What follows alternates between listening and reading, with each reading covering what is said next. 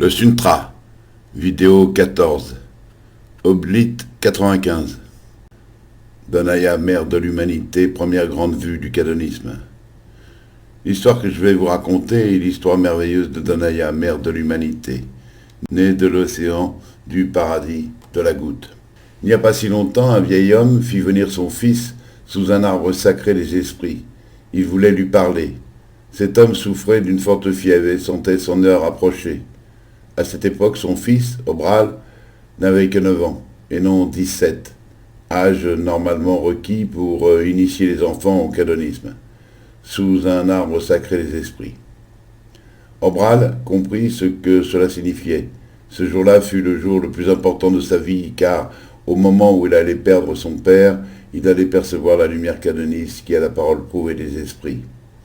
La connaissance, le don, de la révélation des 8, les 4 réalités, la conscience du tout et de l'esprit mêlé, ainsi que la philosophie canoniste dans son ensemble. Lorsqu'ils furent tous deux bien installés sous l'arbre sacré des esprits, son père lui confirma qu'il allait bientôt le quitter pour retourner de l'autre côté du tunnel du Tzarka, mais qu'il ne partirait pas sans lui confier ce qu'il devait connaître. À ces mots, Obral se mit à pleurer, car il prit réellement conscience du départ de son père. Dwatana lui dit qu'il pouvait pleurer, que ses larmes cesseraient dès lors qu'il connaîtrait le merveilleux secret de la lumière canoniste qui mène à la connaissance de la réalité de vie canoniste, parole prouvée des esprits, et que bientôt lui-même deviendrait un Dhamma, ou du moins un véritable canoniste, c'est-à-dire un esprit lucide et éveillé à la science, à la culture, à la grande connaissance canoniste. Alors le jour venu, il marcherait de nouveau à côté de son père. Le visage de Dwatana était beau, calme et serein. Il considéra son fils avec beaucoup de douceur et de gratitude, non pas parce qu'il avait versé des larmes, mais parce qu'il avait cessé de pleurer à la pensée qu'il pourrait un jour, au crépuscule de sa vie, de nouveau marcher à côté de son père. Aussitôt un sourire de tendresse se dessina sur le visage de Dwatana, car son fils le regardait avec la plus intense curiosité et le plus grand amour qu'un fils peut avoir pour son père. Le fils considéra la scène avec beaucoup d'attention, car tout ce que son père pouvait faire ou dire dès lors qu'ils étaient seuls ensemble sous l'arbre sacré des esprits était évidemment de la plus haute importance. Dwatana prit une grande respiration et commença son histoire. Il raconta à son fils combien sa rencontre avec le cadonisme et avec Dhammatana, le révélateur, à l'âge de 40 ans, avait changé sa vie, et cela de façon merveilleuse, que c'était là la plus belle rencontre de son existence. Dwatana espérait de tout cœur que sa rencontre avec le cadonisme soit pour son fils tout aussi merveilleuse. Il dit à son fils qu'il avait en lui la lumière canoniste de Eltra, de Siwix, d'Onaya, Kadon et de tous les esprits suprêmes, seul expérienceur depuis Kadon à être revenu vivant de l'univers majestueux de la grande prairie de lumière, afin de ramener dans notre paradis de l'Algali la lumière canoniste, pour que celle-ci ne soit plus jamais perdue. Le fils dit aussitôt à son père que lui aussi voulait devenir une grande vue. Dwatana considéra son fils un instant avant de lui dire que de devenir une grande vue n'était pas un choix ou une volonté, mais une destinée, comme celle de Dhanaya, la mère de l'humanité, de Kadon, le grand druide des esprits, et de Dhammatana, le révélateur. Constatant une certaine déception chez son fils, il lui dit que l'important n'était pas de devenir une grande vue, mais de perpétrer la transmission de la lumière canoniste, d'éveiller le plus grand nombre à cette merveilleuse philosophie et d'aider d'une manière ou d'une autre à sa révélation. Alors le fils se résigna et s'inclina devant cette évidence. Il dit à son père qu'il était impatient de connaître la lumière canoniste et les secrets du livre sacré. Dwatana lui dit qu'avant de lui donner son premier suntra, il allait lui raconter sous la forme d'un petit conte l'histoire de Dhanaya, mère de l'humanité et première grande vue du cadonisme, première femelle ancêtre de l'humanité à être sortie de la mer. À ces mots, son fils s'assit, comme son père, sur le sol et lui donna toute son attention. Dwatana commença. Il y a très longtemps, un peu plus de 350 millions d'années de cela, une jeune grenouille lézarde du nom de Dhanaya vivait dans la mer. Elle était la grenouille lézarde la plus malheureuse de toute la religion sous-marine. Une nuit, n'arrivant pas à dormir, elle sortit de chez elle pour aller se promener afin de respirer un peu d'eau fraîche, ce que sa constitution lui permettait de faire. Elle rencontra plein d'animaux marins sur son chemin. Tous dormaient à point fermé. Puis, au retour d'une grotte, elle croisa un vieux poulpe affairé à ramener du poisson à sa compagne. Le vieux poulpe remarqua son air triste et ne put s'empêcher de lui proposer de s'asseoir un instant afin d'échanger quelques mots amicaux avec elle. Après une hésitation, Donaya, la grenouille lézarde, sentant qu'elle avait besoin d'aide, accepta. Elle s'assit sur une roche et avoua au vieux poulpe qu'elle se trouvait dans un très grand malheur, qu'elle n'avait plus d'une seule amie, et que le peu de relations qui lui restait lui reprochait tous les défauts du monde.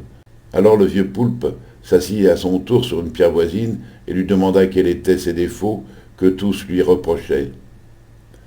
Après un moment d'hésitation, dû à l'embarras de la situation, Donaya finit par avouer au vieux poulpe que les reproches qui revenaient le plus souvent étaient que ses amis la trouvaient fantasque, aventureuse, trop cérébrale, curieuse de tout, et quelque peu illuminée. Défauts, bien sûr, qu'elle considérait, elle, comme des qualités. Tout cela la plongea dans un grand malheur.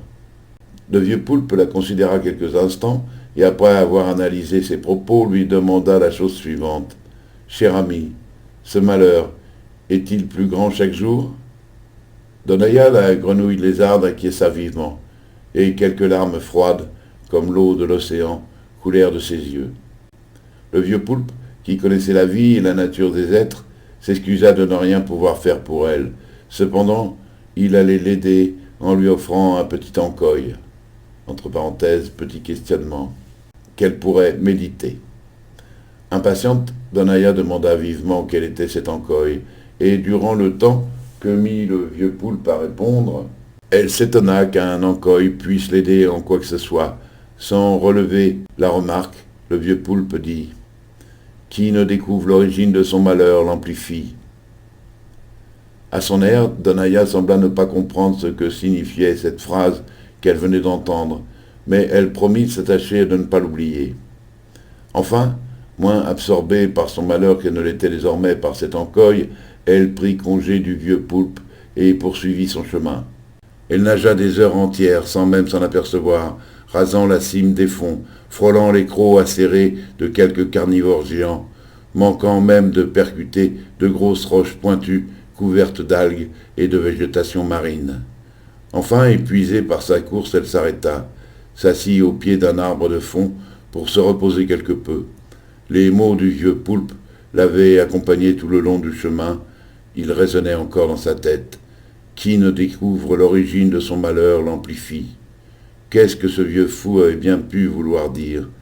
Elle resta 2 jours et 2 nuits assis au pied de l'arbre de fond afin de trouver la réponse.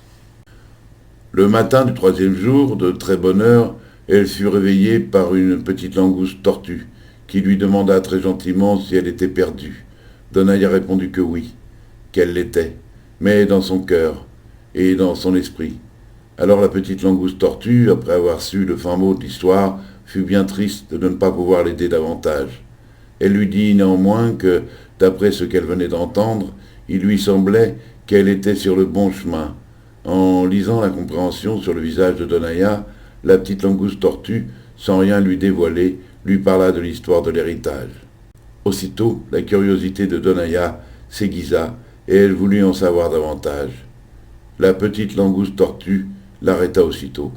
« Je ne peux pas t'en dire davantage, expliqua-t-elle, car ces secrets, pour une raison compréhensible, ne peuvent être transmis d'une espèce à une autre. » Donaya, intriguée, demanda à la petite langouste pourquoi les grenouilles lézardes ne connaissaient-elles pas ces secrets.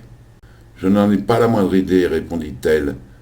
Peut-être parce que vous êtes la dernière espèce à croire encore au grand bouc aux griffes acérées. Pour ma part, j'ai reçu ces révélations de mon père, comme tous les animaux de cette mer, mais j'ignore précisément pour quelle raison les grenouilles lézardes sont la seule espèce à les avoir perdues ou à ne jamais les avoir découvertes.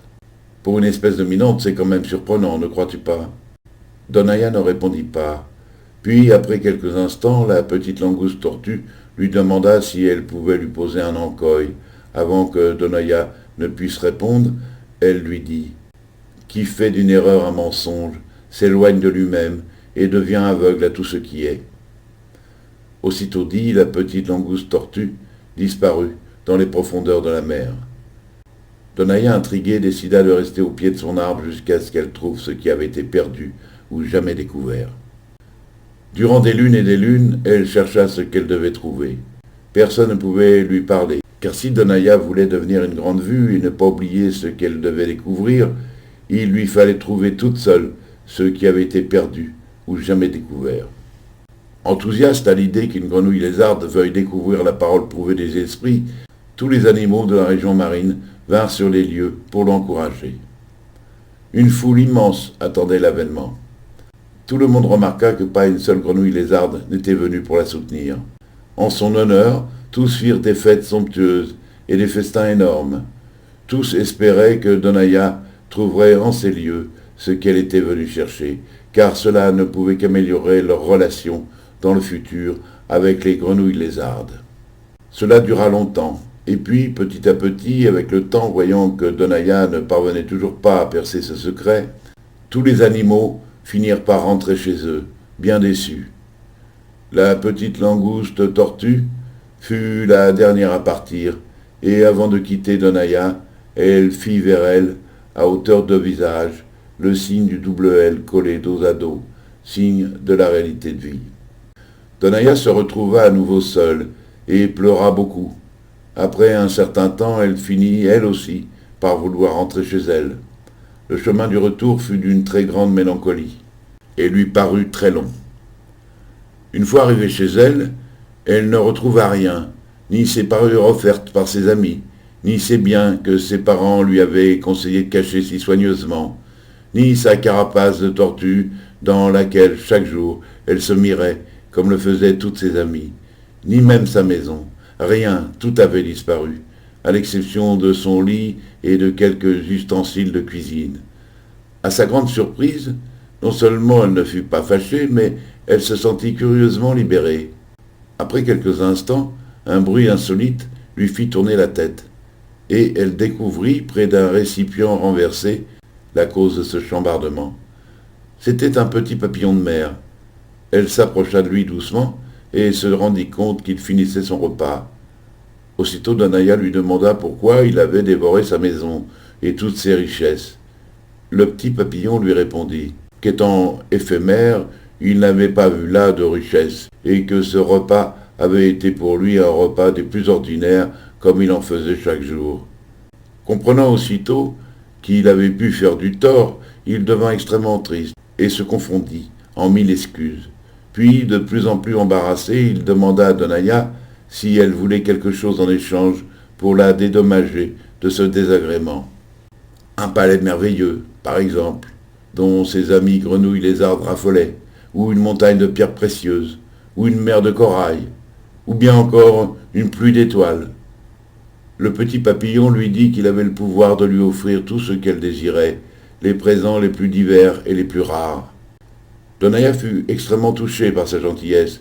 Elle remercia vivement le petit papillon pour son offre et lui dit qu'elle voulait bien un vieux chat des mers dont la sagesse était reconnue de tous les autres habitants de cet océan. Aussitôt le petit papillon exécuta ce désir, et un vieux chat des mers d'une beauté relative apparut sur les épaules de Donaya. Le chat ronronna de suite, et le petit papillon éphémère lui souhaita beaucoup de joie avant de s'enfoncer majestueusement dans les eaux profondes de l'océan. Donaya resta pensif quelques instants, n'ayant pas encore vraiment compris ce qui s'était passé. Machinalement, elle s'assit sur son lit et caressa son nouveau compagnon. Après quelques instants, alors que le chat ronronnait de plus belle, une chose étrange se produisit. Une sensation curieuse l'envahit complètement. Elle ne ressentait plus aucune fatigue, plus aucune douleur, et jamais de sa vie, elle ne s'était sentie aussi bien et détachée de tout.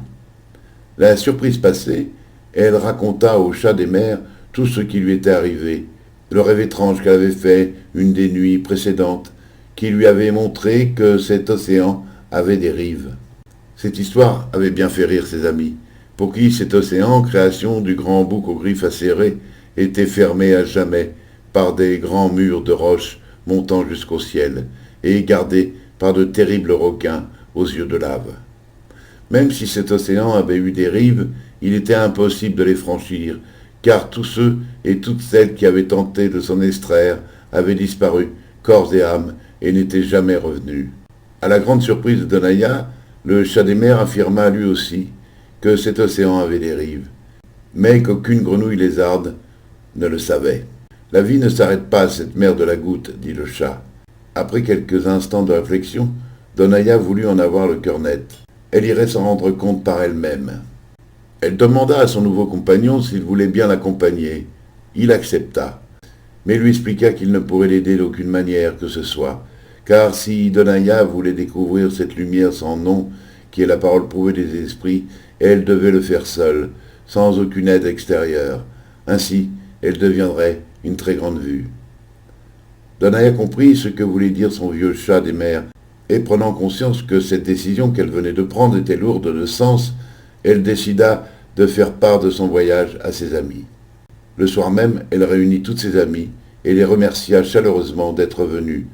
Aussitôt, elle leur annonça son départ pour la rive. À ces mots, la plupart de ses amis se mirent à rire une fois de plus, d'autres à dire que les défauts de Donaya s'étaient encore accentués. Il s'ensuivit une belle pagaille. Quand la réunion fut terminée, quelques grenouilles lézardes qu'elle ne connaissait pas et qui s'étaient jointes au petit groupe vinrent la voir pour lui dire combien elles étaient de tout cœur avec elle. Une d'entre elles voulut même l'accompagner, mais Donaya, pour ne pas l'exposer à d'éventuels dangers, refusa et lui dit qu'elle reviendrait la chercher quand elle aurait trouvé cette rive. Après avoir salué l'assemblée, elle s'élança avec son chat sur les épaules hors des eaux claires du village marin qui avait bercé son enfance. Puis elle disparut dans des profondeurs qui, à ce jour, lui étaient totalement inconnues. Elle nagea longtemps sans se décourager. Elle traversa des territoires marins immenses. Elle rencontra des tas d'animaux, même des espèces qu'elle n'avait encore jamais vues. Elle croisa des tas d'autres grenouilles lézardes qu'elle ne connaissait pas. À chacune et chacun, elle demanda sa route pour rejoindre la rive la plus proche. La plupart des grenouilles lézardes qu'elle croisait se moquèrent d'elle et la prirent encore pour une illuminée.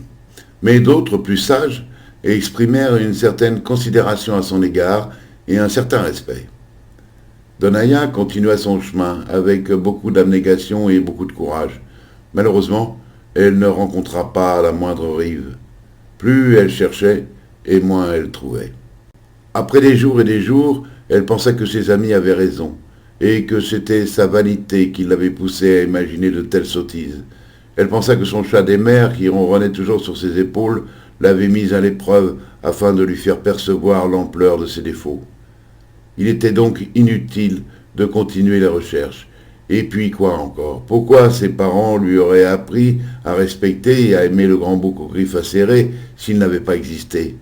N'avait-il pas, disait-on, créé lui-même cette mer dans laquelle elle avait connu des moments si merveilleux? Seules les grenouilles lézardes croyaient au grand bouc. N'était-ce pas là, encore une fois, la preuve simplement et évidente de leur supériorité sur les autres habitants de cette mer? Non, sans une certaine tristesse et accompagnée d'un sentiment désagréable de frustration, elle décida de faire demi-tour pour retourner chez elle. Comment avait-elle pu imaginer de telles sornettes? Sa colère retombée, elle reprit le chemin du retour, telle une automate, désabusée. Elle traversa plusieurs régions sous-marines. Après quelques jours de voyage, alors que la déception de cette aventure était retombée, elle se rendit compte qu'elle était perdue. Voilà le résultat de tant d'audace, pensa-t-elle, me voilà perdue, ainsi que mon bon chat des mers, puni de trop de vanité et de folie. Finalement, trop fatiguée, elle s'arrêta près d'un rocher. Le chat des mers dormait toujours sur ses épaules. Puis, prise d'une angoisse profonde, elle se vit perdue et pensa qu'elle ne reverrait plus jamais ses amis, qu'elle ne reverrait plus les jolis fonds marins qui avaient bercé sa jeunesse. Elle pleura longtemps, tellement que ses larmes, chaudes cette fois-ci, se mêlant à l'eau fraîche de l'océan, provoquèrent des courants marins d'une telle envergure que les eaux semblèrent se soulever. Elle pensa que la mer se fâchait de son impertinence, ce qui la fit encore pleurer davantage, et plus elle pleurait, plus les courants marins s'amplifiaient, à tel point qu'après quelques instants, elle fut arrachée à son rocher et à son chat, et fut emportée, telle une algue morte, dans de terribles tourbillons sous-marins. Comme le lui avaient prédit ses amis, son impertinence lui jouait des tours. Tout était fini, sa fin approchait. Elle partirait rejoindre ses parents dans le royaume du grand bouc aux griffes acérées. Donaya pensa très fort à son chat et ressentit une grande tristesse. En ce qui la concernait, elle ne ressentait cette fois aucune peur, juste de la colère envers elle-même. Désenchantée, elle accepta son destin et ses larmes cessèrent de couler. Elle fut traînée longtemps par les fonds, au gré de la colère des eaux. Elle croisa même de grands requins furieux, mais ne vit pas plus de rives que de rochers géants. Comme tous ceux qui avaient failli avant elle, elle allait mourir. Elle quitterait ce monde pour y affronter le terrible royaume du grand bouc aux griffes acérées. Elle ferma les yeux, et alors qu'elle attendait la mort, une vive lumière inconnue dans les fonds marins vint percer à travers ses paupières. Elle crut un instant qu'elle découvrait la rive, mais elle se reprit très vite, en pensant qu'il ne s'agissait là que d'une nouvelle preuve de sa folie. Elle ouvrit les yeux et fut aveuglée par la terrible lumière du ciel qu'aucun nuage n'altérait. On lui avait parlé de cette lumière et de cet élément étrange que composait cet espace hors de l'eau, si toutefois il avait existé. On le disait dangereux, et sa lumière éblouissait terriblement, mais en aucune façon il ne s'agissait là d'une rive. Elle resta un instant étonnée, puis fut déçue qu'il ne s'agisse pas là de la rive tant espérée. Désabusée, elle se décida à retourner vers les fonds, soit pour mourir, soit pour retrouver sa région sous-marine. Le grand bouc aux griffes acérées en déciderait pour elle. Alors qu'elle donnait un grand coup de queue pour redescendre vers les profondeurs de l'océan, quelque chose d'incompréhensible l'en empêcha. Elle était bloquée entre le fond marin et le ciel. Ce fut pour elle une sensation des plus étranges. Jamais encore elle n'avait connu une telle situation. Donnant cette fois un terrible coup de queue pour se dégager de cette position des plus inconfortables, elle se retrouva sur le côté. Après quelques instants, le temps de reprendre ses esprits, elle vit en face d'elle, assis sur son séant, son chat, qui lui souriait. Puis, comme une formidable libération, elle comprit qu'elle venait de découvrir la rive, cet autre monde, ce monde dont seules les grenouilles lézardes disaient ne pas exister. Elle ouvrit alors de grands yeux émerveillés, car ce qu'elle voyait autour d'elle était au-delà de toutes ses espérances, du sable, de la végétation, des arbres et des roches dépourvues de la moindre goutte d'eau, des animaux étranges se mouvant sur le sol et dans les airs avec une grande vivacité. Qu'est-ce que ses amis penseraient d'elle si elle leur racontait ce qu'elle était en train de vivre, ce qu'elle venait de découvrir? Sans aucun doute, on la prendrait de nouveau pour une affabulatrice, pour une folle. Aussitôt, elle oublia ses amis pour se laisser emporter par toute cette beauté que ses yeux découvraient. Donaya pensa au vieux poulpe, à la petite langouste tortue, et aussi aux petits papillons éphémères qui, après lui avoir dévoré toutes ses richesses personnelles, lui en avaient donné de bien plus grandes encore. Alors, elle fut envahie d'une joie extraordinaire, et, s'extirpant complètement de l'eau qui lui couvrait encore la moitié du corps, elle se mit à ramper sur le sable, entre les galets, avec l'exaltation et l'enthousiasme d'une petite fille. Très vite, elle éprouva beaucoup de peine à se mouvoir, car ses pattes n'étaient que des nageoires destinées à l'environnement marin. Elle respirait avec beaucoup de difficulté, car l'air qu'elle rencontrait en abondance la faisait suffoquer.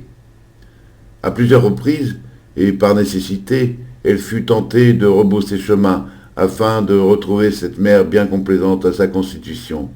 Mais sa volonté de connaître et de découvrir, mêlée à cette force mystérieuse qui la poussait hors de l'eau, lui interdisait toute retraite. Malgré toutes les embûches qu'elle pouvait rencontrer, elle voulut absolument continuer son chemin. Elle dépassa la plage et se retrouva très vite dans une prairie. À chaque pas de nageoire, elle trouvait l'occasion de s'émerveiller, pour une feuille, pour un fruit, un animal étrange. Plus elle avançait, plus le temps passait, plus sa respiration se régulait. Ses mouvements aussi devinrent plus harmonieux. Dorénavant, elle sautait. Elle traversa des forêts, des plaines, des montagnes, des vallées. L'eau douce des rivières, des étangs et des lacs la surprit. Elle rencontra même 2 vieux poulpes vagabonds, mais heureux. Elle retrouva toutes sortes d'animaux, qui, comme elle, avaient vécu jadis dans l'océan et qui étaient sortis depuis bien longtemps. Certains étaient dociles, d'autres agressifs. Il lui fallut beaucoup de courage et d'instinct pour éviter le pire, car son chat, qui maintenant marchait à ses côtés, ne lui était d'aucune aide et ne faisait que ronronner. Elle se battit avec des tas d'animaux étranges. Chaque région était pour elle l'occasion de nouveaux dangers, mais Donaya, la plupart du temps, parvenait à inverser le cours des choses, car son amour pour tout ce qu'elle découvrait était immense et lui donnait une force insoupçonnée. Beaucoup d'animaux le sentirent, et aussitôt, beaucoup devinrent des amis. Donaya baignait dans un bonheur extrême. À plusieurs reprises, elle se sentit l'envie de retourner voir ses anciennes amies, afin de leur faire part de sa découverte. Enfin, après des lunes et des lunes de marche, elle retrouva son océan. Son chat ronronnait toujours à ses côtés. Donaya pénétra non sans difficulté dans cette mer qu'il avait vue naître, car désormais, l'eau n'était plus le seul élément dans lequel elle pouvait se mouvoir. Elle n'eut aucune crainte de la colère du grand bouc aux griffes acérées, car désormais, elle savait que cette créature n'existait pas. D'ailleurs, aucune colère des eaux ne l'accueillit. Tout était calme et paisible, malgré l'exaltation de la foule innombrable qui l'acclamait sur le bord des chemins marins. On lui posa des tas de questions. Elle dut s'arrêter à plusieurs reprises pour raconter sa découverte. Arrivée chez elle, elle alla directement voir ses anciennes amies grenouilles lézardes pour leur dire ce qu'elle venait de vivre et de découvrir. Toutes se rassemblèrent pour l'écouter. La plupart d'entre elles, comme à l'accoutumée, rirent aux éclats. Quelques-unes eurent de la peine pour elle, car ils la crurent sincèrement folle. D'autres encore se rendirent compte qu'elle n'était plus la même, et que sa morphologie s'était même quelque peu transformée. Effectivement, beaucoup la trouvèrent changée. Néanmoins, la très grande majorité continua à douter de son histoire et à se moquer d'elle. Son discours s'acheva dans une plus grande pagaille encore que lors de son départ. Épuisée, elle rentra chez elle, ou du moins dans ce qu'il en restait. Elle s'allongea sur son lit et son chat vint se coucher à ses côtés. Soudain, elle fut prise d'une très grande fatigue. Elle se sentit très lourde, et il lui sembla qu'elle s'enfonçait dans son lit au point de pouvoir le traverser. Son corps était envahi de sensations étranges. Petit à petit, elle se sentit se détacher de ce physique pesant pour devenir un œil. Et cet œil semblait vouloir irrésistiblement s'extraire de cette lourdeur, de ce corps épuisé. Après quelques instants, elle assista à un spectacle des plus étranges. Elle sortit de son corps tout en douceur, s'éloigna de lui irrésistiblement, puis elle sortit à l'horizontale de l'océan et monta vers le ciel jusqu'à une bonne 50aine de mètres. Puis, un spectacle magistral, inimaginable, s'imposa à elle. Elle vit l'immensité de l'océan, ses rives et la planète jusqu'à l'horizon. Puis, en levant les yeux au ciel, l'univers de la goutte, presque en entier. Elle volait, tel un oiseau majestueux dans la bulle du premier ciel. Elle se vit tout en bas, au fond de l'océan, allongée sur son lit d'algues, avec son chat qui ronronnait toujours à ses côtés. Puis, elle ne ressentit plus rien, et cet œil se transforma en vue. Enfin, elle traversa un tunnel, puis une autre bulle, celle du Tzarka, et rencontra l'immensité ultime, la plénitude totale de l'univers majestueux de la grande prairie de lumière, dans lequel elle fut attirée par quelques esprits animaux. Il lui semblait ne plus exister. Elle n'existait plus, et elle se rendait compte de tout, et son bonheur fut incommensurable et incompréhensible pour autrui. En face d'elle se tenaient 8 esprits suprêmes. L'un d'eux se mit au centre et dit « Voilà le jour de la première révélation dans l'univers majestueux de la grande prairie de lumière.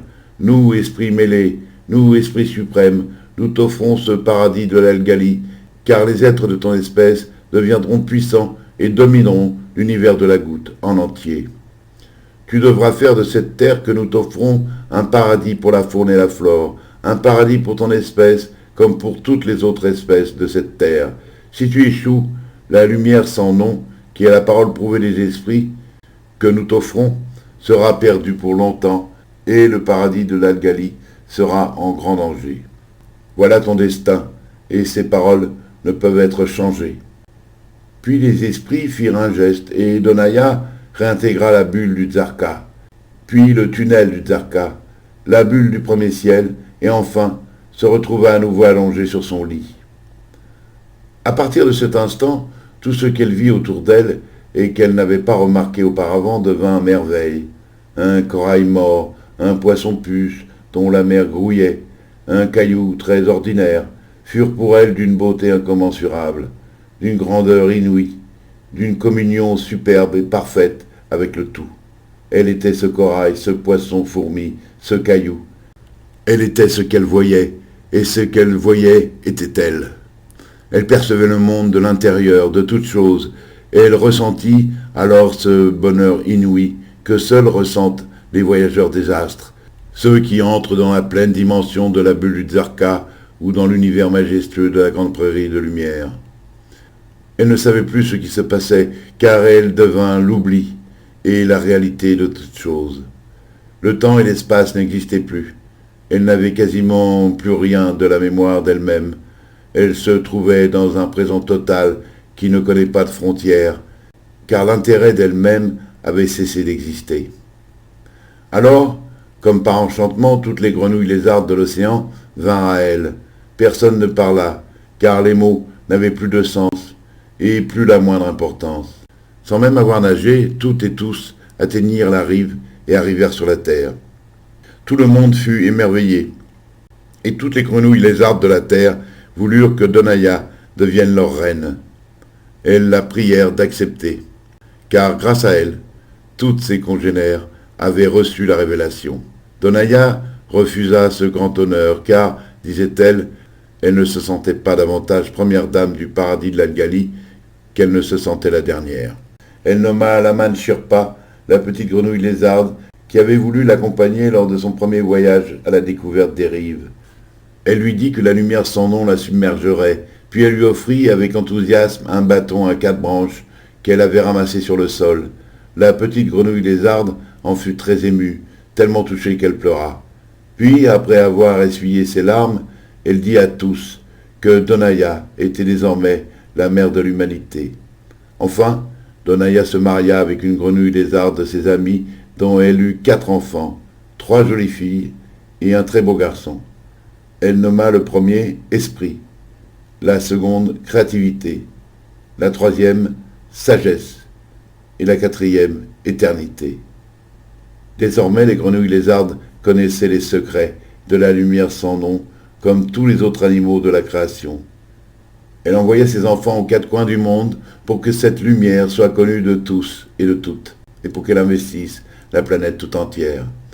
En attendant ce grand jour, Donaya, mère de l'humanité, vécut heureuse, ainsi que chacun. Désormais, son vieux chat ronronnait à ses pieds, et le petit papillon des mers vivait sur son épaule. D'innombrables lunes plus tard, dans le paradis de l'Algali, les grenouilles lézardes commencèrent à se transformer. Leur anatomie changea. Tout d'abord, de vraies pattes remplacèrent leurs nageoires, puis les souples écailles disparurent pour laisser place à une peau de plus en plus souple. De lointaines lunes plus tard encore, les pattes nageoires se transformèrent en membres, bras et jambes. La tête se métamorphosa totalement.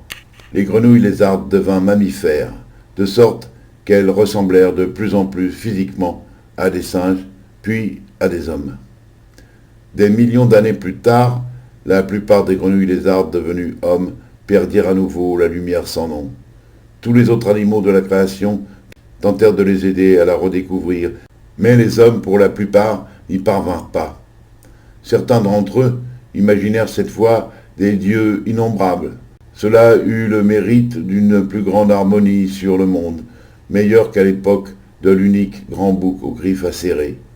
Mais les hommes ne se posaient déjà plus le hancoï du vieux poulpe. Qui ne découvre l'origine de son malheur l'amplifie. Donaya, mère de l'humanité, première grande vue de cette réalité de vie qui est la lumière sans nom, la parole prouvée des esprits, resta des millions d'années dans l'univers majestueux de la grande prairie de lumière à attendre un esprit vierge choisi.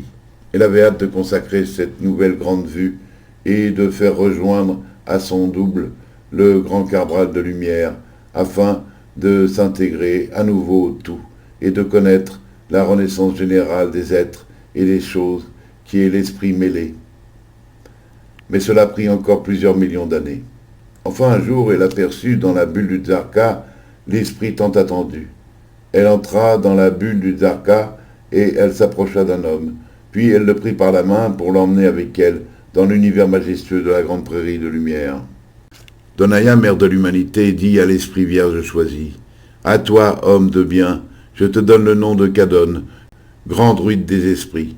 Je te donne le pouvoir de rallumer la lumière sans nom, qui est la parole prouvée des esprits. Désormais, cette lumière sans nom sera la lumière du cadonisme, qui est la parole prouvée des esprits. Et j'affirme en cet instant que rien ne pourra changer cette réalité. » Puis Donaya répandit sur Kadon le souffle de la réalité cadoniste, la connaissance de la lumière cadoniste qui est la parole prouvée des esprits. Plaignons tous ceux qui ne jouiront pas de notre lumière cadoniste, même ceux qui la méritent, même ceux qui, par la qualité de leur clé, sont destinés aux univers joyeux. Ceux-là ne recevront pas de la même force ces joies insondables et le bonheur inégalable de l'esprit mêlé perpétuel. Donne au monde cette lumière cadoniste, car seuls les humains ne l'ont pas encore perçue, ni reçue. Si tu échoues, le processus sera repoussé, et la suite sera terrible, car il te faudra trouver la troisième et dernière grande vue avant que les hommes ne s'inventent un avenir, cette fois-ci si funeste que leur existence même n'aura plus de réalité.